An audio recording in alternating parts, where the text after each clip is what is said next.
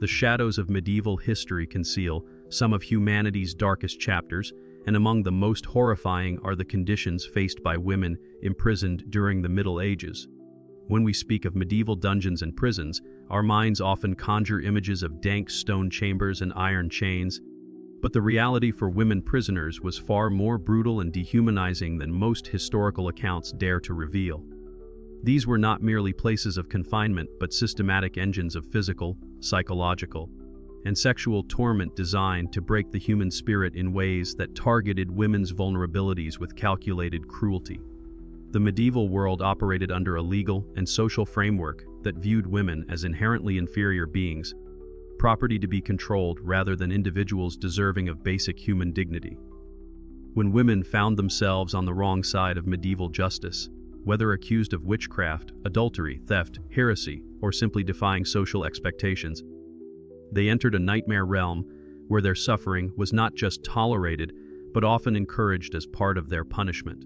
The very architecture of medieval women's prisons reflected this philosophy of deliberate degradation, with cells designed not for rehabilitation or even simple containment, but for maximum psychological impact and physical deterioration.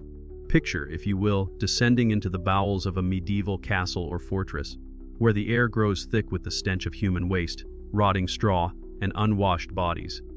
The stone steps, worn smooth by countless feet over the centuries, lead down into a world where sunlight never penetrates and fresh air is nothing more than a distant memory. These underground chambers, carved from living rock or built with massive stone blocks, were deliberately constructed below ground level to maximize the sense of isolation and hopelessness. The walls wept constantly with condensation, creating an environment where dampness seeped into everything, rotting clothing, encouraging disease, and chilling prisoners to their very bones. The cells themselves defied every concept of human habitation. Most were barely large enough for a grown person to lie down, with ceilings so low that standing upright was impossible. The floors consisted of nothing more than bare stone or packed earth, often covered with a thin layer of rotting straw that was changed infrequently, if at all. This straw, meant to provide some small comfort, quickly became a breeding ground for vermin, disease, and decay. Rats scurried freely through these spaces, bold in their familiarity with human prisoners who lacked the strength or means to drive them away. These rodents carried fleas, lice, and diseases that spread rapidly through the confined population, turning every minor ailment into a potential death sentence. The lack of proper sanitation created conditions that would be unimaginable to modern sensibilities. Prisoners were provided with nothing more than a bucket or small pit for their bodily functions, and even these basic provisions were often absent entirely. Human waste accumulated in corners and crevices, creating an overwhelming stench that burned the eyes and throat. The smell became so pervasive that prisoners gradually lost their sense of it, a small mercy in an otherwise merciless environment. But visitors to these dungeons, including guards and officials, often required cloths soaked in herbs or perfumes just to enter these spaces without becoming physically ill. Water, the most basic necessity of human survival, was treated as a privilege rather than a right. Prisoners received small amounts of stagnant, often contaminated water that was frequently no more than what had collected in puddles or been drawn from the same sources used for waste disposal. The water vessels, when they existed, were rarely cleaned and became breeding grounds for bacteria and parasites. Many prisoners developed dysentery, typhoid, and other waterborne illnesses that weakened their bodies and made them susceptible to other diseases. The deliberate withholding of clean water was recognized even then as a form of torture, yet it was standard practice in women's prisons throughout medieval Europe. Food, such as it was, consisted primarily of scraps that would be considered unfit for animals by today's standards. Moldy bread, often crawling with insects, formed the staple of the prison diet. Thin gruel made from whatever grain was available, sometimes mixed with sawdust or other inedible materials to stretch the portions, provided minimal nutrition. Meat was virtually unknown, appearing only as occasional scraps of fat or gristle that had spoiled beyond use in the kitchens above.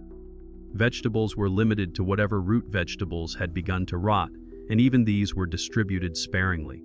The deliberate malnutrition served multiple purposes in the medieval mindset, It weakened prisoners physically, making escape attempts less likely, while also serving as ongoing punishment for their perceived crimes. The effects of this starvation diet became visible within weeks of imprisonment. Women's bodies, already weakened by the harsh conditions, began to waste away visibly. Their hair became brittle and fell out in clumps. Their teeth loosened and fell out due to scurvy and malnutrition, and their skin took on a grayish pallor that marked them as prisoners even when they were eventually released. The psychological impact of watching one's body deteriorate was as devastating as the physical effects, creating a sense of hopelessness that the prison system deliberately cultivated. Clothing presented another avenue for systematic degradation. Women entered prison wearing whatever garments they had been arrested in, and these clothes had to last for the duration of their imprisonment. Whether that was weeks, months, or years, the damp, filthy conditions quickly reduced even the finest fabrics to rotting rags. Silk and wool deteriorated rapidly in the constant moisture, while cheaper materials simply fell apart. Prisoners were not provided with replacement clothing, so they were forced to continue wearing these disintegrating garments or go naked. The psychological impact of nakedness in a society that placed enormous emphasis on modesty and proper dress cannot be overstated. For medieval women, whose identity and social status were closely tied to their appearance and clothing, this forced nakedness represented a complete destruction of their sense of self and dignity. The lack of adequate clothing had practical consequences beyond mere embarrassment. Without proper covering, prisoners were constantly cold in the damp, unheated dungeons. Medieval Europe's harsh winters turned these underground chambers into freezing caverns where prisoners huddled together for warmth, their breath visible in the frigid air. Frostbite was common, and many prisoners lost fingers, toes, or other extremities to the cold. The combination of malnutrition, cold, and dampness created ideal conditions for respiratory illnesses, and the sound of coughing echoed constantly through the prison corridors.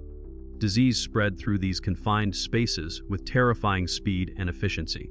Typhus, carried by the ubiquitous lice that infested every prisoner, could sweep through a prison population within days.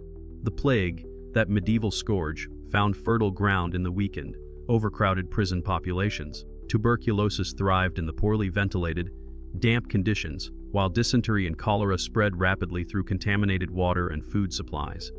Skin diseases, from simple rashes to more serious conditions like scabies, were universal among long-term prisoners. Open wounds, whether from restraints, violence, or simple accidents, quickly became infected in the filthy conditions, often leading to gangrene and death. The medieval understanding of disease was limited and often counterproductive. Illness was frequently viewed as divine punishment for sin, so sick prisoners received even less care than their already minimal standards would suggest. The concept of contagion was poorly understood, so sick and healthy prisoners were kept in the same confined spaces, ensuring that diseases spread rapidly through the entire population. Medical care, such as it was, consisted primarily of prayer and the occasional visit from a monk or nun with basic herbal remedies. Surgery was primitive and often fatal, so most serious injuries or illnesses were simply left to run their course. The architectural design of medieval women's prisons reflected a deliberate philosophy of psychological torture through environmental control. The cells were constructed to maximize discomfort and disorientation. Many had no windows at all, creating a world of perpetual darkness broken only by the occasional flickering torch or candle. When windows did exist, they were typically nothing more than narrow slits high up on the walls, too small and too high to provide any real view of the outside world. These openings served primarily to remind prisoners of the world they had lost rather than to provide light or fresh air. The constant darkness had profound psychological effects on prisoners. Without natural light to regulate their body rhythms, many lost all sense of time. Unable to distinguish between day and night, or even to keep track of how long they had been imprisoned. This temporal disorientation was recognized as a form of torture by medieval jailers, who understood that the loss of time sense contributed to the breakdown of mental faculties. Some prisoners developed a condition that modern psychology would recognize as seasonal affective disorder, falling into deep depressions that made them more compliant and less likely to attempt escape or resistance. The sounds of the prison created their own form of psychological torture. The constant dripping of water, the scurrying of rats, the moans and cries of other prisoners, and the occasional screams from torture chambers created a symphony of despair that never ceased. These sounds became so embedded in prisoners' consciousness that many reported hearing them long after their release, if they were fortunate enough to be freed. The echo of footsteps in stone corridors could signal the approach of guards, bring in either the small mercy of food and water or the terror of selection for punishment or interrogation. Overcrowding was a persistent problem in medieval women's prisons. As these facilities were typically much smaller than their male counterparts, reflecting society's assumption that fewer women would require imprisonment. When women's prisons did become overcrowded, the conditions deteriorated even further. Multiple prisoners were crammed into cells designed for one person, forcing them to take turns lying down or to sleep sitting up against the walls. The lack of space meant that privacy became impossible, and even the most basic bodily functions had to be performed in full view of cellmates. This forced intimacy among strangers, often from different social classes and backgrounds, created additional psychological stress and sometimes led to violence among prisoners. The guards who oversaw these institutions were typically drawn from the lowest levels of society, men who had few other employment options and little education or moral guidance. These positions attracted individuals who were often cruel by nature or who became hardened by the constant exposure to human suffering. The guards wielded absolute power over the prisoners, and this power was frequently abused in ways both petty and profound. They controlled every aspect of prisoners' lives, from the distribution of food and water to the granting of small privileges, like extra straw or a moment in the fresh air. The system of guard corruption was endemic and expected rather than exceptional. Guards supplemented their meager wages by selling better food, cleaner water, additional clothing, or other small comforts to prisoners who could afford to pay. This created a two-tiered system within the prison, where wealthy prisoners could purchase slightly better conditions, while the poor suffered even more severely. The guards also used their positions to extort sexual favors from female prisoners, threatening withdrawal of food or water, or promising better treatment in exchange for compliance. This sexual exploitation was so common that it was rarely even remarked upon in contemporary records, accepted as simply another aspect of prison life. The restraint methods used on women prisoners were designed to be both physically restrictive and psychologically humiliating. Iron shackles and chains were the most common forms of restraint, often fitted so tightly that they cut into the flesh, creating wounds that rarely healed properly in the filthy prison environment. These restraints were typically attached to walls or heavy stones, limiting prisoners' movement to a few feet in any direction. The weight of the iron chains added to the physical burden of daily survival, making even simple movements exhausting and painful. Neck collars were particularly favored for women prisoners, as they served both practical and symbolic purposes. These heavy iron rings locked around the neck made escape virtually impossible, while also serving as a visible symbol of subjugation and ownership. The collars were often connected to chains that limited head movement, forcing prisoners to hold their heads in uncomfortable positions for extended periods. The psychological impact of wearing a collar, with its obvious associations with slavery and animal ownership, was profound and lasting. The stocks and pillory, while more commonly associated with public punishment, were also used within prison walls as forms of restraint and torture. Women prisoners were locked into these devices for hours or days at a time, their heads and hands immobilized in positions that quickly became excruciating. The wooden stocks were often infested with insects and soaked with the bodily fluids of previous occupants, adding humiliation and health risks to the physical discomfort. Solitary confinement, while not always possible due to overcrowding, was used as a particularly severe form of punishment within the prison system. Women who violated prison rules, attempted escape, or simply attracted the ire of guards could find themselves locked in isolation cells that were even smaller and more wretched than the regular prison accommodations.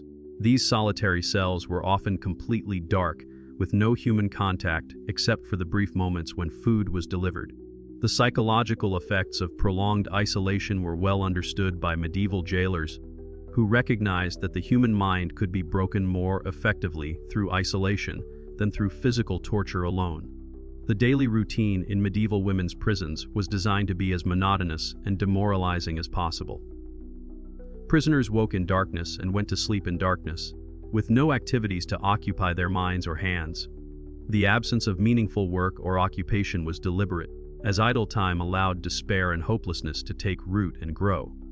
Some prisoners were assigned menial tasks like spinning thread or sewing, but these activities were more about generating small profits for the prison administrators than about providing meaningful occupation for the prisoners. The distribution of food and water became the central event of each day, a moment of desperate anticipation followed by inevitable disappointment. Prisoners learned to ration their meager portions carefully, trying to make the small amounts of food and water last as long as possible. The competition for resources sometimes led to conflict among prisoners, as the extreme deprivation brought out both the worst and best in human nature. Some prisoners shared their meager rations with the weakest among them, while others hoarded every scrap for themselves. The lack of intellectual stimulation was as devastating as the physical deprivations. Most medieval women were illiterate, but even those who could read found no books or writing materials available to them. The absence of mental occupation led many prisoners to retreat into fantasy worlds or to develop mental illnesses that provided escape from their harsh reality. Some prisoners spent their days in prayer or meditation, finding in religious contemplation the only available refuge from their circumstances. Personal hygiene became impossible under these conditions, and the accumulation of filth on prisoners' bodies added another layer of degradation to their daily existence. Without access to clean water, soap, or basic washing facilities, prisoners quickly developed body odor so severe that it could be detected from considerable distances. Their hair became matted with grease, dirt, and vermin, often growing into solid masses that could only be removed by cutting. Dental hygiene was non-existent, leading to tooth decay, gum disease, and the eventual loss of most or all teeth among long-term prisoners. The psychological impact of this forced filthiness cannot be understated in a society that placed great emphasis on cleanliness as a moral virtue. Medieval people believed that physical cleanliness reflected spiritual purity, so the enforced filthiness of prison life carried implications beyond mere discomfort. Prisoners internalized the message that their physical degradation reflected their moral worthlessness, contributing to the breakdown of self-esteem and identity that the prison system was designed to achieve. Sleep, that basic human need, became another form of torture in medieval women's prisons. The hard stone or earth floors provided no comfort, and the lack of adequate bedding meant that prisoners never experienced truly restful sleep. The constant cold, the sounds of other prisoners, the scurrying of vermin, and the discomfort of restraints combined to create a state of chronic exhaustion that weakened both body and mind. Many prisoners developed a form of insomnia that persisted long after their release, their sleep patterns permanently disrupted by the trauma of their prison experience. The changing seasons brought different forms of suffering to the underground prison world. Winter brought bone-chilling cold that penetrated the inadequate clothing and seeped up from the stone floors. Prisoners huddled together for warmth, their breath visible in the frigid air, their bodies shaking uncontrollably from the cold. Summer brought its own miseries. As the underground chambers became stifling and airless, the stench of accumulated waste and unwashed bodies becoming even more overwhelming in the heat. The lack of ventilation meant that fresh air was always in short supply, and prisoners often felt as though they were slowly suffocating in the thick, fetid atmosphere. The transition from the physical horrors of daily prison life to the systematic abuses that defined the medieval approach to women's imprisonment reveals an even darker dimension of this historical nightmare. The sexual exploitation of female prisoners was not an unfortunate byproduct of the prison system, but rather an integral component of the punishment philosophy that governed medieval justice. Women prisoners were viewed not merely as criminals to be punished, but as sexual objects whose bodies could be used to satisfy the desires of their captors, while simultaneously serving as instruments of their own degradation and control. The legal framework of medieval Europe provided virtually no protection for imprisoned women against sexual assault and exploitation. The concept of rape as a serious crime was poorly developed in medieval law, particularly when the victim was a woman already condemned by the justice system. The legal principle that governed much of medieval thinking held that women who had violated social norms through their criminal behavior had forfeited their right to protection from further abuse. This twisted logic created a system where sexual assault became an expected and accepted part of a woman's punishment, regardless of the nature of her original crime. Guards, jailers, and other prison officials operated with virtual impunity when it came to the sexual exploitation of female prisoners. The isolated nature of medieval prisons, combined with the low social status of both the guards and the prisoners, created an environment where abuse could flourish without oversight or accountability. The word of a convicted criminal woman carried no weight against that of a prison official, no matter how low, ranking, or disreputable that official might be. This power imbalance was understood and exploited by everyone involved in the prison system, from the lowest guards to the highest administrators. The systematic nature of this sexual abuse extended beyond individual acts of violence to encompass a broader philosophy of degradation through sexual humiliation. Women prisoners were routinely subjected to forced nudity, ostensibly for security purposes, but actually designed to maximize their psychological distress and vulnerability. Strip searches were conducted frequently and thoroughly, often in the presence of multiple guards and with no medical justification. These searches served no legitimate security purpose, but were instead designed to reinforce the prisoners' powerlessness and to provide sexual gratification for their captors. The pregnancy of imprisoned women presented particular challenges and opportunities for abuse within the medieval prison system. Pregnant women who entered prison faced the prospect of giving birth in the filthy, disease-ridden conditions of their cells, with no medical assistance and no provision for the care of their newborn children.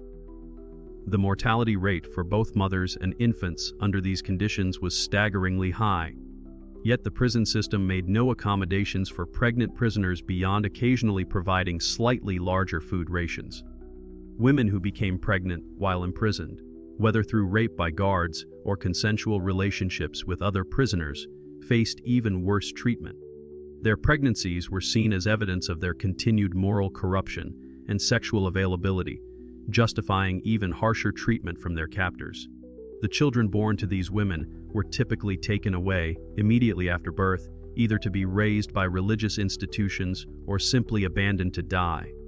The psychological trauma of losing a child under these circumstances was recognized by medieval authorities as an effective form of punishment that would continue to torment the mother long after her physical imprisonment ended. The legal system that condemned women to these prisons was itself deeply misogynistic, reflecting and reinforcing societal beliefs about women's inherent moral weakness and need for male control. Women could be imprisoned for crimes that would not even be considered offenses if committed by men, including adultery, disobedience to husbands or fathers, practicing midwifery without approval from male authorities, or simply being accused of witchcraft by neighbors who bore grudges against them. The standards of evidence required to convict women were often lower than those applied to men, and women were frequently denied the right to legal representation or to call witnesses in their own defense. The witch trials that swept through medieval Europe created a particularly horrific category of female imprisonment, as women accused of witchcraft were subjected to torture designed to extract confessions regardless of their actual guilt or innocence. The torture methods used on accused witches were specifically designed to target women's bodies and sexuality, including the insertion of heated metal objects into their genitals, the crushing of their breasts, and the systematic sexual assault disguised as searches for the devil's mark or other signs of supernatural corruption. The psychological torture employed against women prisoners was as systematic and devastating as the physical abuse they endured. Medieval authorities understood that women's sense of identity was closely tied to their relationships with family members, their roles as mothers and wives, and their position within their communities. The prison system deliberately targeted these psychological vulnerabilities, using isolation from family, threats against children and relatives, and the destruction of social connections as weapons against the female prisoners. Letters from family members were routinely withheld or destroyed, leaving women prisoners with no knowledge of their children's welfare or their family's circumstances.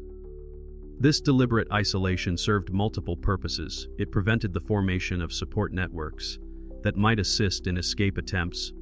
It increased the psychological pressure on prisoners to cooperate with their captors, and it reinforced the message that their imprisonment had severed all ties to their former lives and identities. The religious framework of medieval society provided another avenue for the psychological torture of female prisoners. Women were taught from birth that their suffering was a consequence of Eve's original sin, and that their pain and degradation in prison represented divine justice for their moral failings.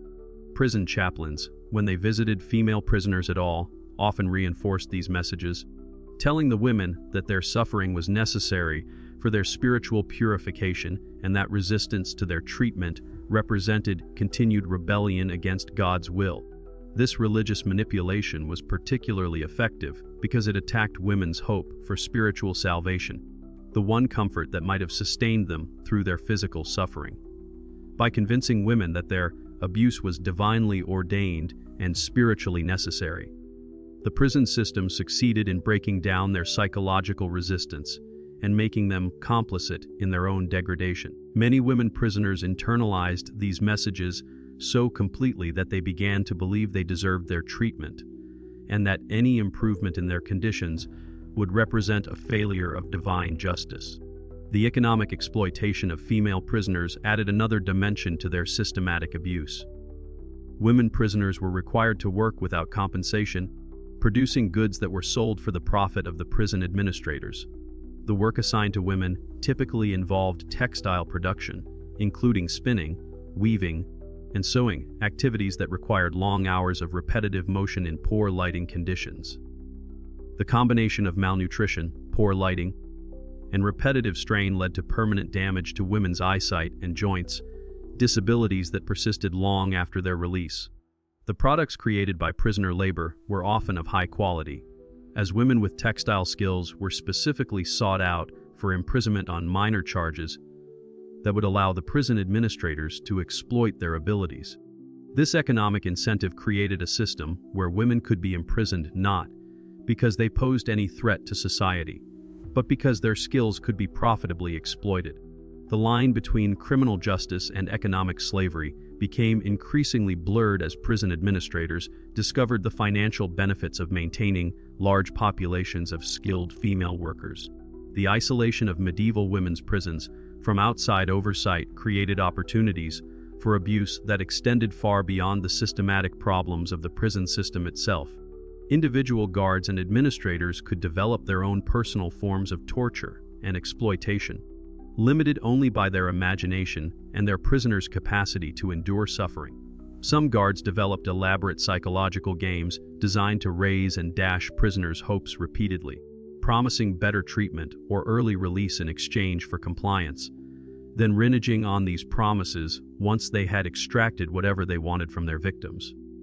The corruption of the prison system extended to every level of administration, creating a network of complicity that made reform or accountability virtually impossible. Higher-level officials who might have had the authority to investigate and correct abuses were often receiving financial benefits from the exploitation of prisoners, whether through the sale of prisoner-made goods, the embezzlement of funds intended for prisoner care, or direct payments from guards seeking to purchase protection for their illegal activities.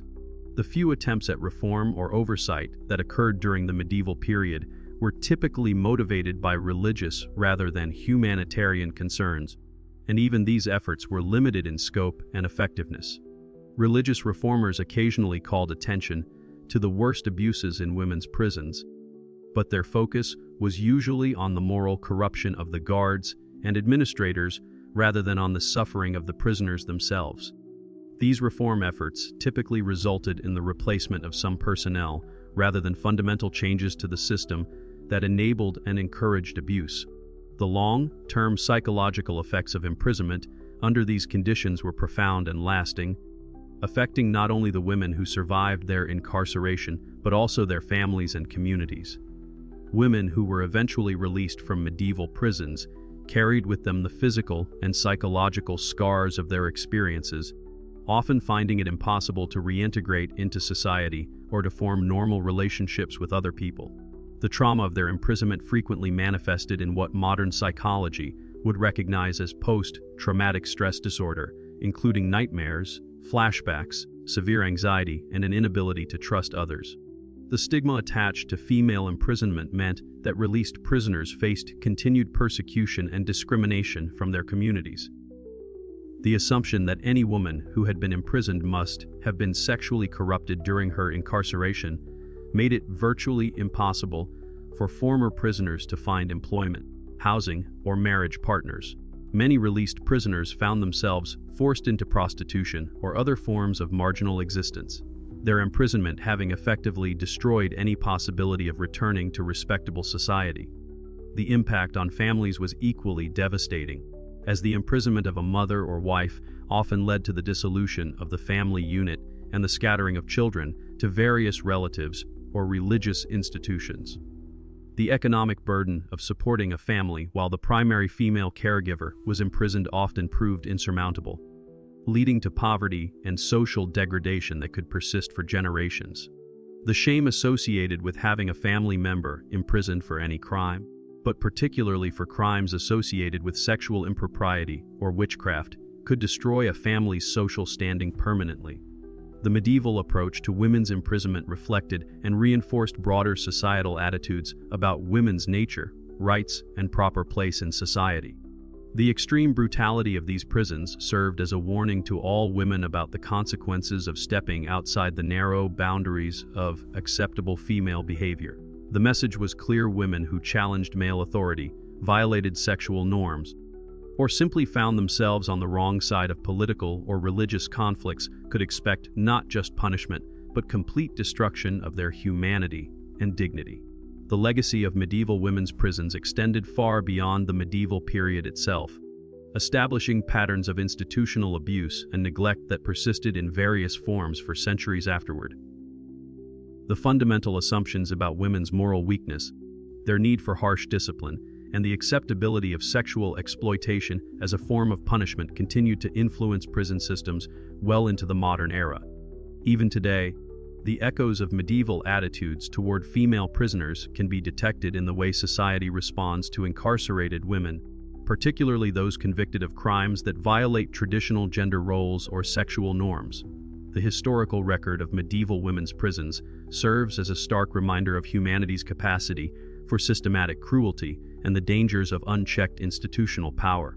These institutions represented the intersection of multiple forms of oppression: legal, economic, religious, and sexual, all combined in a system designed to break human beings completely. The women who suffered and died in these prisons were victims not just of individual cruelty, but of an entire social system that viewed their pain and degradation as necessary and justified.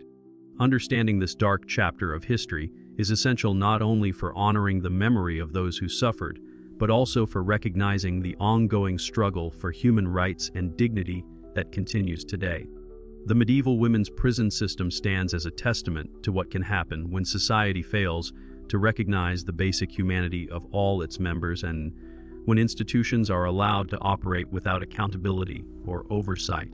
The lessons learned from this historical nightmare must continue to inform our efforts to create more just and humane systems of justice and punishment, ensuring that such systematic abuse can never again be tolerated or ignored.